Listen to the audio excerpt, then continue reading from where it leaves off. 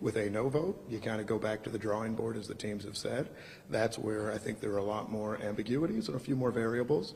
But I said, regardless of what happens today, Kansas City will be fine tomorrow. This has been one of those dinner table chats that has, in some situations brought people far apart in different ways, but I think we'll be fine in connection with all of it. Kansas City will be fine tomorrow. Thank you so much for joining me here at the live desk. My name is Janae Hancock, and our election coverage is just getting started.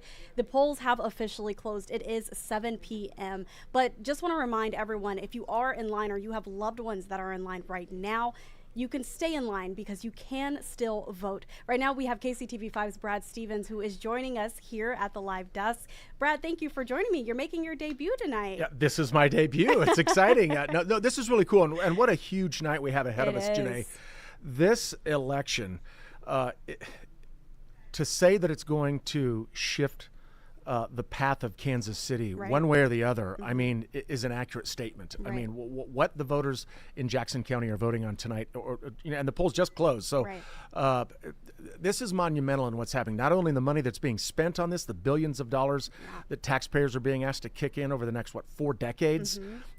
This will, if it passes, transform downtown Kansas City and then forever change the Jackson County Sports Complex where Arrowhead Stadium is now. I mean, if it passes, Kauffman Stadium at some point in the future will be imploded.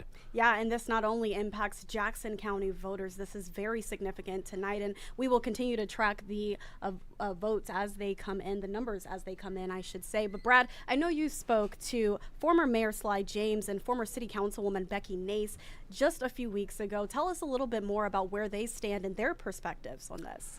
Well, they are on both ends of the spectrum. Former Mayor Sly James, he is leading the yes camp. So he is actively campaigning for a yes vote. He's working closely with the Kansas City Royals and the Kansas City Chiefs, and then all those people in the business community and those who are for moving the Royals downtown and getting this vote passed so that they can renovate Arrowhead.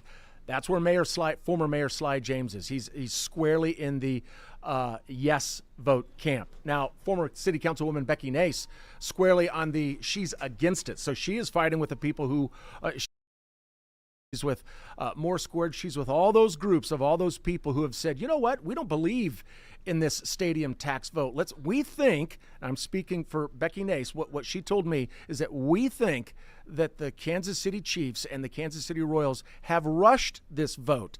They're saying, why do we need, there's still 6-7 years on this lease. Why do we need to rush so quickly? Why can't we wait? And if you take a look at what County Executive Frank White has said, that he said the exact same thing. Let's not rush into this.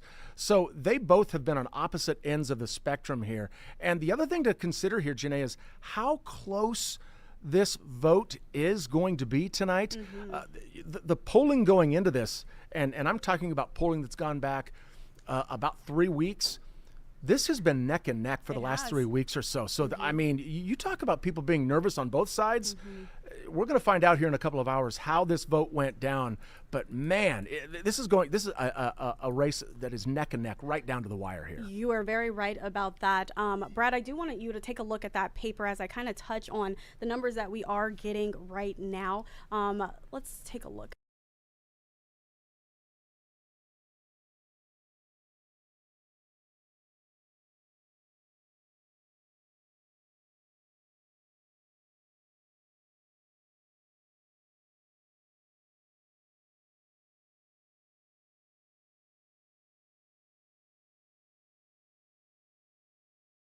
These are the first returns that we're seeing. So, first returns in any election do not signify how this election is going to turn out or end up. But it does give us a picture, a very small picture of a small sample of votes that we have so far. And if you're in the no votes section right now, you have to be celebrating this because this shows the very first vote count. This is a slim margin, but the no vote leading right now in Jackson County on question 1.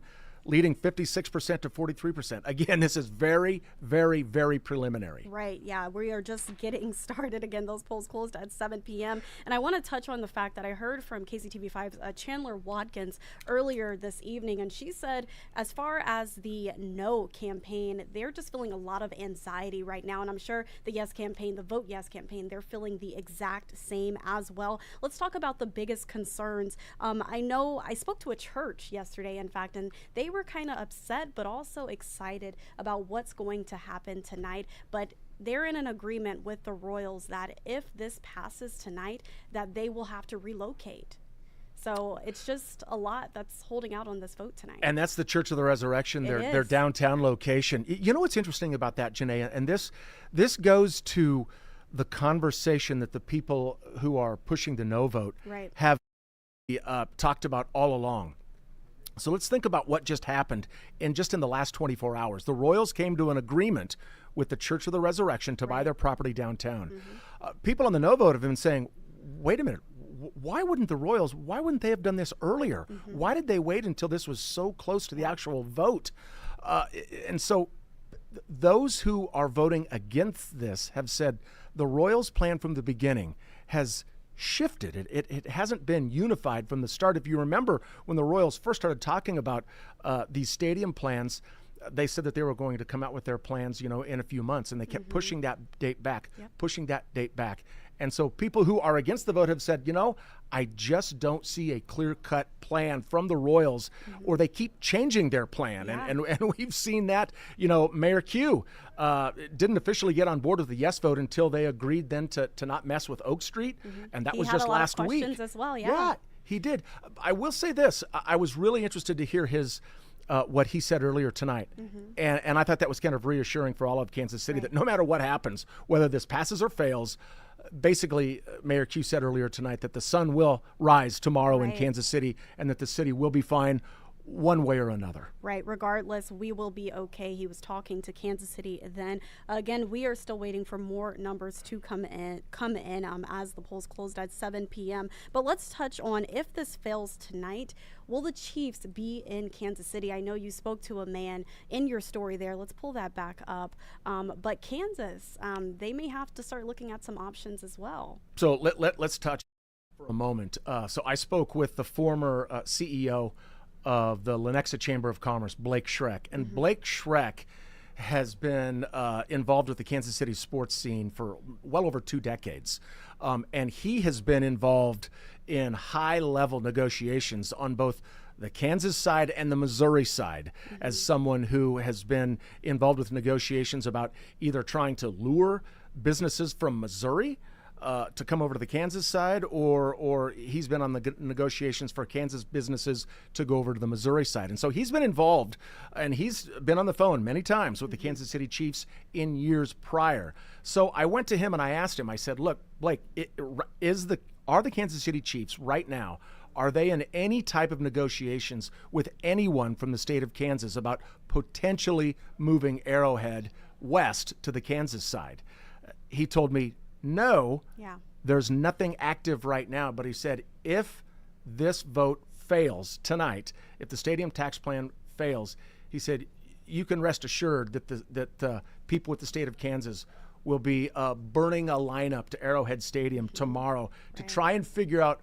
Remember what Chiefs President Mark Donovan said. He said, if the vote fails, they'll have to explore all their options. One of their options would be to pick up the phone from the state of Kansas to say, Kansas is more than likely, this is according to Blake Schreck, is going to say, look, we've got a spot maybe in Johnson County, but the location that they're looking at, if the tax vote fails or if the tax plan fails, is that they would be looking somewhere around the Legends, so somewhere in Wyandotte County, to possibly explore the options of maybe someday in the future moving Arrowhead west to Kansas. And so that is one of their, another option, Janae, is that they could move out of the entire region altogether. I mean, it's happened before. This isn't new territory for the NFL, so or Major League Baseball. So, and I think that's, if you talk to people who said that they went into today's vote and they weren't really sure how they were going to vote, I talked to a couple people from Jackson County today who said, I didn't think I was going to vote for it, but at the end of the day, I was scared that we might lose the Royals or the Chiefs. That's a so fear. I'm going to go ahead and just vote yes. And that's a fear, and that's why a lot of people may have voted the way that they have. I do want to take a look at your story. You go here, Brad, but I want to touch on something that former Mayor Sly James said in this story when you talked to him, and he said this is about keeping both teams in the state of Missouri, kind of going back to their fate. Where are they going to end up if this does not pass tonight? But then also former Councilwoman Becky Nays saying that a yes vote is bad for the economy. And if you can just touch on that, her explanation for that before I let you go, Brad. Well, so what Becky Nace and the folks who encouraged people to vote no on this are saying is that this is just a bad business deal. They're claiming that this is not an extension of the 3/8 cent sales tax. What they're saying is that 3/8 cent sales tax, which voters a long time ago enacted that, they said that's going to come to an end when the stadium lease ends in 6 or 7 years. So they're saying that this is actually a new tax. And why does a billionaire like John Sherman and Clark Hunt, why do they need taxpayer dollars to fund their stadiums? It's a valid question. If you listen to folks with KC Tenants, and KC Tenants are very vocal against the stadium tax plan. They're saying, look, for someone who is on a fixed income, someone who's on a low income, this 3/8 cent sales tax does make a difference in their life. And why should they have to pay for something that is sports oriented? Why shouldn't their tax dollars go to something like bettering parks and schools and sidewalks and road repair and bridge repair? Do you know that now this is according to the KC Tenants, but they're saying that the Jackson County spends more on the Kansas City Chiefs and the Kansas City Royals than they do on bridge repair, parks, schools, everything combined. So what they're saying is, before we vote yes on this, this is a lot of hard-earned money by Kansas.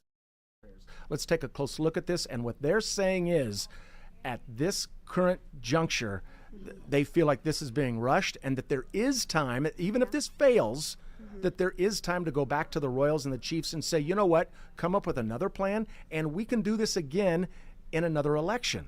And so it'll be really interesting to see. I mean, Janae, we're going to be, I know you're going to be busy on the desk all night long. I'm going to be busy on the anchor desk as well. But it's only 7:10 right now. The numbers continue to pour in. I think we're going to know, though, within the next couple of hours, kind of where we lean on this. Well, Brad, I want to thank you for joining me here at the live desk. I know you are, like you said, we're just getting started, so you have to head back to the anchor desk. So I do want to continue our coverage. Thank you so much, Brad. It's been a pleasure. I want to touch on something that the KC Tenants, I know Brad brought it up, but the KC Tenants, they actually said in an interview with our station KCTV 5 that they aren't offering enough for those who need it most, referring back to the Chiefs and the Royals. They said that they are not protecting small businesses. And then they also went on to say that who is Kansas City for? Again, that is coming from an individual who is affiliated with the KC Tenants. And we've been hearing a lot of different reaction. We heard from a representative, Emmanuel Cleaver, late last night. He had a lot of emotion at an event, and he said this is about keeping the momentum of Kansas City, the growth here going. And owner John Sherman, he said he's not asking Jackson County voters to do this for us. We're asking Jackson County voters to do this with us. So again, a lot of different emotion from political officials, but then also from the community as well. People who are on both sides of the aisle urging you to vote yes and urging you to vote no. Now, I see some comments coming in on our Facebook live stream right now. People saying that they are also on both sides of the aisle as far as no and yes. Now, our coverage will continue here at the live desk. I do want to take a look at those numbers. Again, I don't think we've gotten any new numbers here lately. If we take a look at the stadium question number 1, let's pull that up here at the live desk.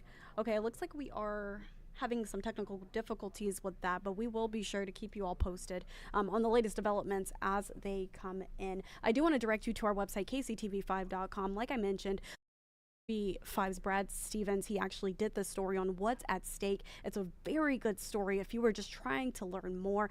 Maybe don't live in the Jackson County area, but this is your first time maybe hearing about it, or you just have not been paying close attention. But you can head to our website, kctv5.com. I believe it is listed on our homepage right now, but if not, you can go to the news tab right at the top, or you can type in Brad Stevens' name right at the top as well in the search bar. But again, you can see that here. Debate continues in Jackson County as that April 2nd election, which is today's stadium sales tax, is now here. So we have been covering it for some weeks now, and today we are now starting to see those numbers pour in. Once we get a new update, I will hop back on the live desk, but for right now, I am Janae Hancock. Be sure to keep it tuned in here and download the KCTV 5 News app so you have notifications that are coming straight to your smart device.